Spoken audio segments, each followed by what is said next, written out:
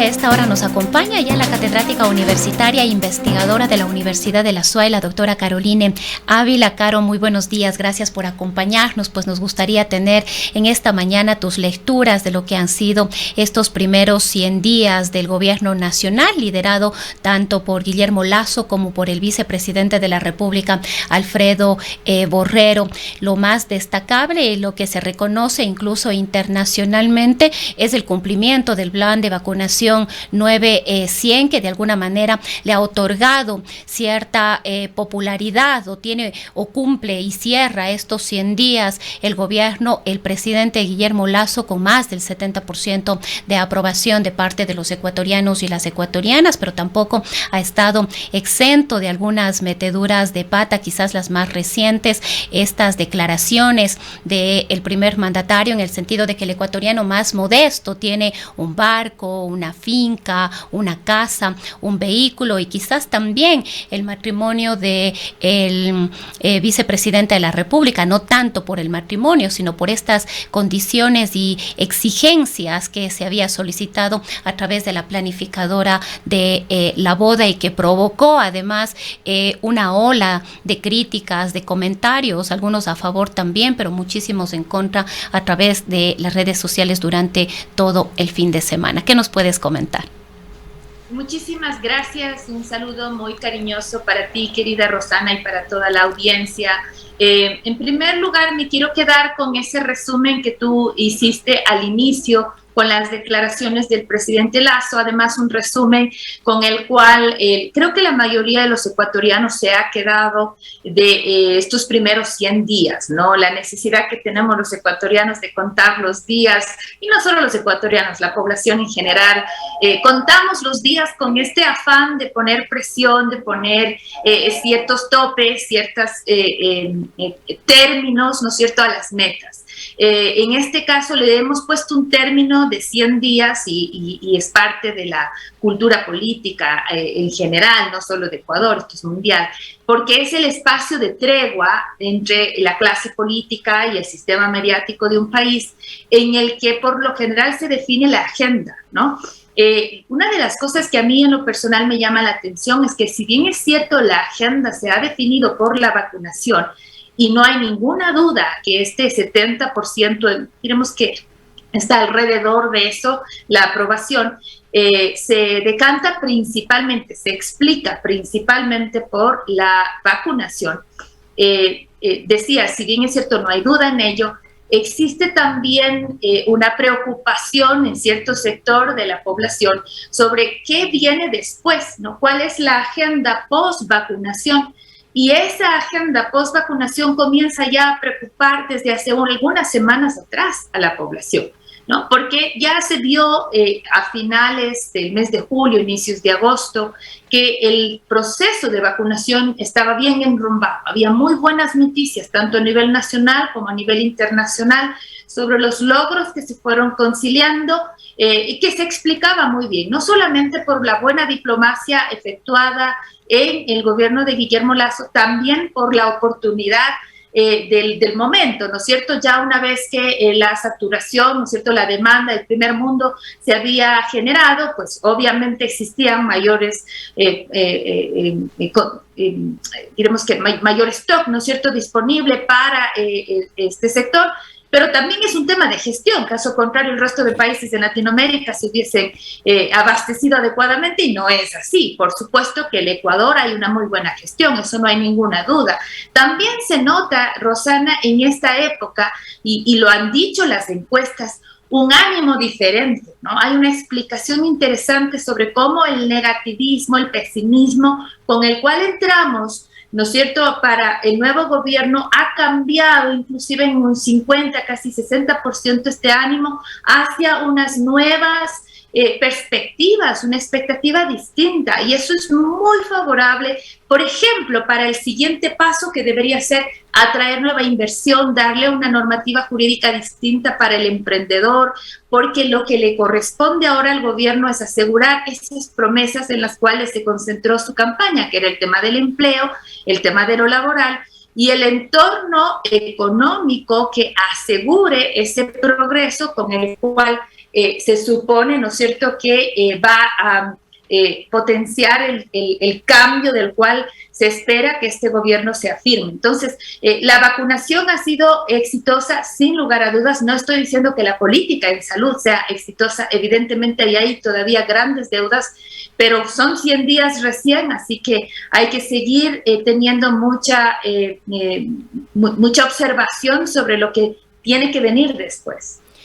Efectivamente, Caro, uno de los aspectos que se empieza a poner sobre el tapete o se empieza a debatir cumplidos estos 100 días y sobre todo cumplida la meta del plan de vacunación. La vacunación sin duda alguna tendrá que continuar. Empiezan a venir nuevas preocupaciones de la necesidad de una tercera dosis, de la existencia de nuevas variantes, la de Bogotá, la de Colombia, por ejemplo, que podrían llegar al país. Sin embargo, este es un tema que va a continuar, pero como tú mismo decías, efectivamente los datos muestran que ha habido optimismo.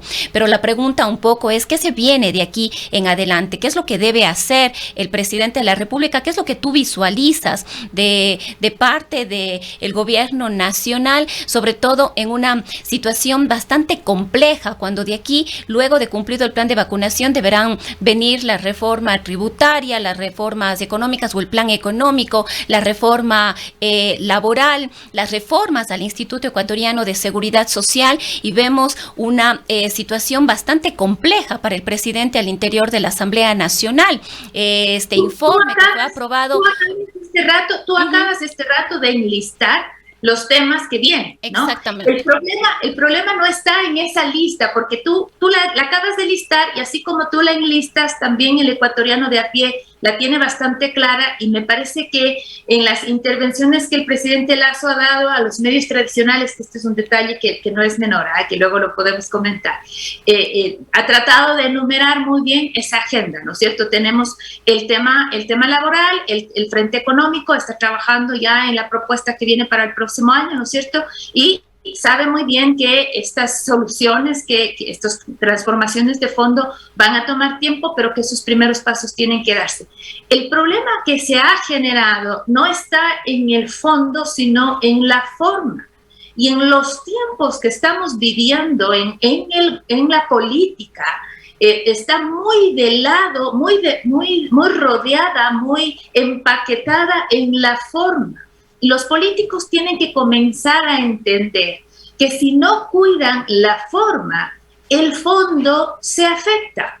Entonces, ahí, por ejemplo, me voy a quedar con las dos líneas que tú mencionaste en tu primera pregunta.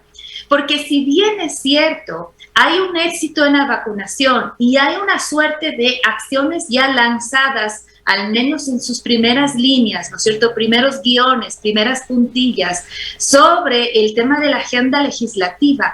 ¿De qué sirve lanzar esas dos buenas ideas en un ejercicio interesante de planteamiento de agenda, si es que vienen y se generan estos escándalos tuiteros, por supuesto, que uno dice al final se quedan en la burbuja digital y tal, pero al final del día desgastan, distraen? ¿Te fijas? Entonces, cuando la comunicación no encausa bien esa gestión que se está generando, ¿verdad? Al final del día resulta ser ineficiente todos los esfuerzos que el sector político del gobierno está haciendo. Entonces, me parece, y aquí coincido con Wendy Reyes en sus declaraciones publicadas en Diario El Comercio, me parece que una de las primeras correcciones que el gobierno tiene que hacer está en su comunicación. Y no es un error precisamente de Bonilla en particular, sino es un error más amplio, ¿no? Requiere tener más claridad sobre cómo articular mejor ese aparato comunicacional del gobierno, de manera que se articule bien para poder, al menos como tú muy bien dijiste, no meter la pata. Porque ¿cómo es posible, decía Matthew Carpenter, que a raíz de estos detalles que ya comenzaron a estorbar, ¿no es cierto?, pequeños lapsus en su discurso, que quitaron el fondo y se quedaron en la forma, terminan así como que embarrados en un error terrible, pero al final del día fue un error de redacción y un error de tacto muy, muy lamentable de una organizadora de eventos. formas distintas y consideraciones distintas de hacer estos eventos. Entonces, quienes trabajamos en el mundo de inclusive del espectáculo, quienes están en el mundo de la comunicación, quienes trabajan en el ámbito de las relaciones públicas, saben muy bien que hay que tener este tipo de consideraciones y no demostrar estas faltas de empatía, que es una barbaridad, hacen quedar mal a una familia que yo encuentro que es muy respetable. Entonces, es terrible cómo desperfilan una línea tan cuidada de trabajo del mismo gobierno, obligan al gobierno a tener que desmarcarse por un tema que es absolutamente privado. Entonces, sinceramente me parece que insisto, vuelve ineficiente todo el ejercicio político por no cuidar los detalles de comunicación. Yo sé que tal vez aquí algunas personas que cuidan lo político con mucho celo, lo cual respeto, me van a decir, pero ¿cómo va a hablar de detalles cuando está hablándose de mendigos? No estoy queriendo minimizar la preocupación. Por supuesto que es grave el error. El tema es que estamos hablando al final del día de un elemento de forma, ¿no es cierto?, que está complicando profundamente la política. Y esto tiene, Caro, este discurso, estas intervenciones equivocadas del gobierno nacional pueden empezar muy pronto a decantar este optimismo que tienen los ecuatorianos al manifestar que cualquier ecuatoriano modesto tiene su casa, su finca, cuando 7 de 10 ecuatorianos están en el desempleo y el empleo y en la informalidad. Entonces, un poco nos preguntamos, Caro, aquí esta participación del gobierno nacional y esta dirección que debe tener hacia los ecuatorianos, pero precisamente para poder sostener este apoyo que ha logrado con el plan de vacunación, puede durar poco. Mira ahí, por ejemplo, el problema. Le ponen al banquero a hablar sobre la ley de herencias. Esa línea no debía decirla Guillermo Lasso nunca. Esa línea la debían decir en la asamblea. Listo. No debía decirle a Guillermo Lasso porque simplemente no es el vocero oficial para liberar de esa presión a quienes además los únicos afectados, pues el ecuatoriano modesto que él dice, los únicos afectados son solamente un sector mínimo de la población, que afectados entre comillas, que serían los liberados en este caso de este impuesto, ¿te fijas? Entonces no es posible hablar del ecuatoriano modesto cuando es un porcentaje mínimo de la población. Entonces, no es posible en este instante hablar de ese tipo de consecuencias. Entonces, lamentablemente, estamos ahí incurriendo en una lectura errada de comunicación que termina siendo de estética, pero que, claro, castiga el trasfondo. La línea completa, si tú te fijas en la entrevista, la línea completa cuando dice no es posible, hablando del ecuatoriano modesto, está hablando de la ley de herencias.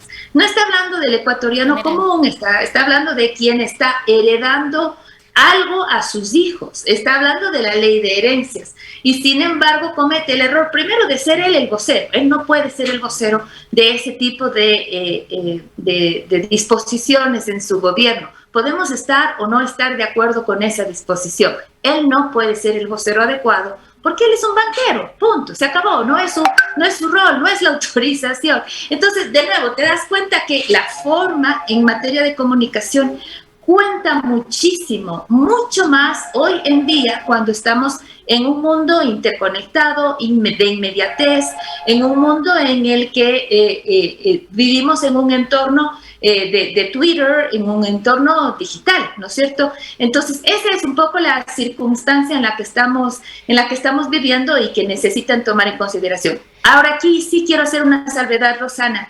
Yo estoy hablando de comunicación. No estoy hablando de política. Otra cosa es si están o no están de acuerdo con la derogación de la ley de herencias.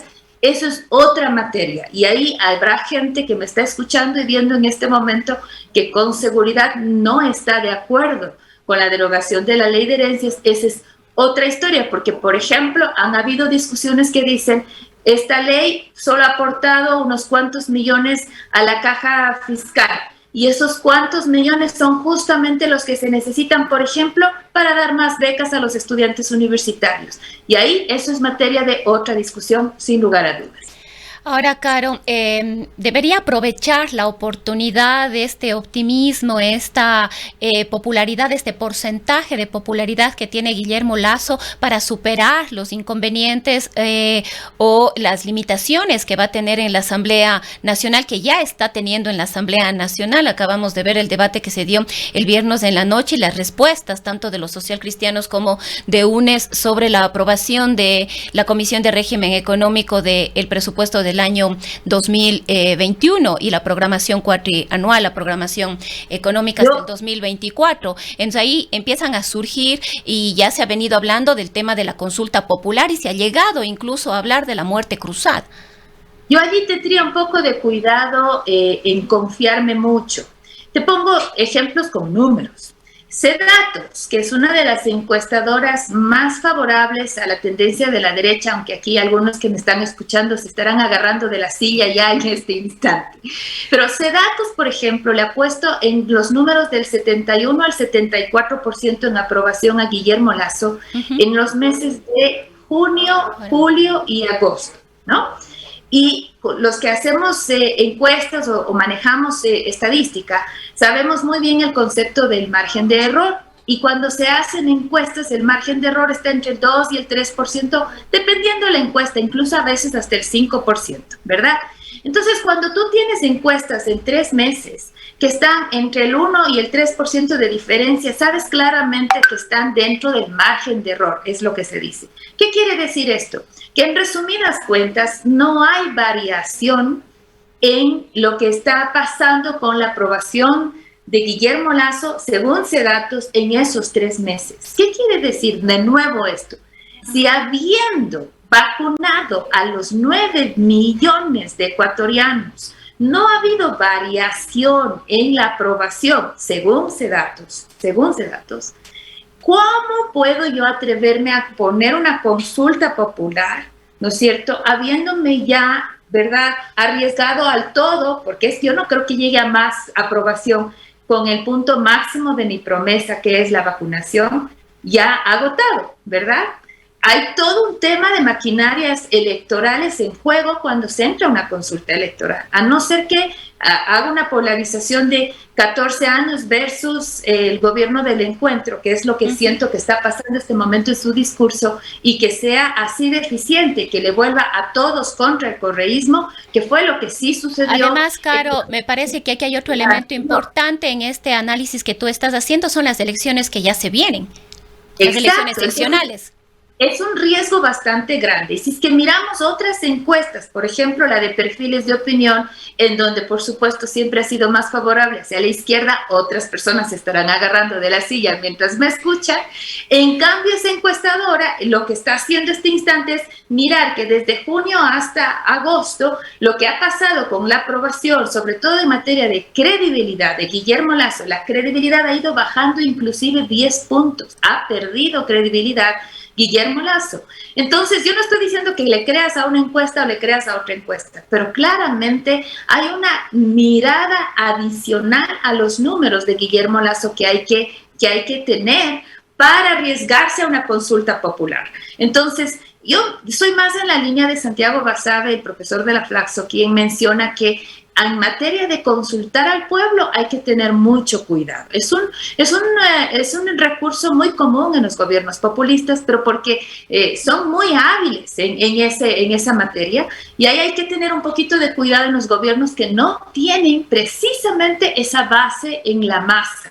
Entonces, de nuevo, preferiría yo que este gobierno logre tener un mejor pulso político con la Asamblea, con las fuerzas políticas dentro de la Asamblea, esperando, eso sí, que existan manejos más transparentes, más abiertos, muy honestos, y no la típica gestión a través de cargos o a través de prebendas políticas. Y como te decía hace un momento, Caro, otro elemento importante tiene que ver con las elecciones que ya se vienen. Yo un poco me pregunto si en este proceso electoral, esta condición en la que se encuentra ahora el presidente Guillermo Lasso va a verse más afectada, sumando no solo el proceso electoral, que tú más que nadie sabes todo lo que aquello implica, sino también esta falta de respuesta que el ecuatoriano común, más allá del optimismo, no está encontrando y que se está sintiendo de alguna manera que el presidente de la República no está cumpliendo. Tema empleo, el tema del propio acceso a la educación superior con los presupuestos universitarios, este examen Transformar, que también no ha sido la respuesta a la expectativa que han tenido familias, jóvenes, estudiantes, bachilleres, de mejorar esta situación que viene dejando a miles de jóvenes fuera de el estudio superior. En un poco nos preguntamos si este Ecuador más real, este Ecuador que todavía está en crisis, este Ecuador que no se siente que hay una respuesta más allá de haber recibido su vacuna y que esto le va a permitir tener otras posibilidades de reabrir su negocio, de mejorar ciertas condiciones de emprendimiento, etcétera, etcétera. Pero este otro Ecuador, esta otra realidad, digamos, de el Ecuador más allá del optimismo generado por el plan de vacunación. Así es, querida Rosana, va a depender de cuál es la narrativa con la cual el gobierno intente intervenir en esta agenda post-vacunación. Si es que la narrativa que el gobierno intente colocar, que suele ser normalmente el gobierno de las oportunidades, el del empleo, ¿no es cierto?, el de la prosperidad. Si esa narrativa logra permear en la población, yo siempre diré que el uso de un mito siempre es mucho más eficiente, más efectivo. Entonces, pues con seguridad va a tener la posibilidad primero de sostener credibilidad y aprobación, y con esas dos herramientas podría probablemente gestionar mejor su poder político dentro de esta asamblea como tal, o por último, si es que es el caso, irse a una consulta popular, pero con un poco más de peso de popularidad, ¿no es cierto? Insisto, sostener esa narrativa en el ámbito de las oportunidades. Pero si por el otro lado se deja ganar a partir de esta narrativa que este rato está comenzando a cobrar fuerza, que es el pobre versus el rico, el que está en condición de fragilidad versus el que está en condición de mayor riqueza o de mayor poder, entonces sí va a considerarse mucho más frágil el gobierno, y una consulta popular o en cualquier proceso electoral va a ser una condición de mayor riesgo. Caro, para ir cerrando ya este diálogo en honor al tiempo, nos gustaría una conclusión tuya de qué es lo que nos espera a los ecuatorianos, como te decía hace un momento, qué es lo que tú visualizas de este accionar y tomando en consideración estos 100 días para lo que se viene de aquí en adelante. Efectivamente, 100 días es un término que nos hemos puesto, pero sigue siendo un tiempo corto para hacer un análisis y una evaluación real de hacia dónde camina el gobierno de Guillermo Lasso.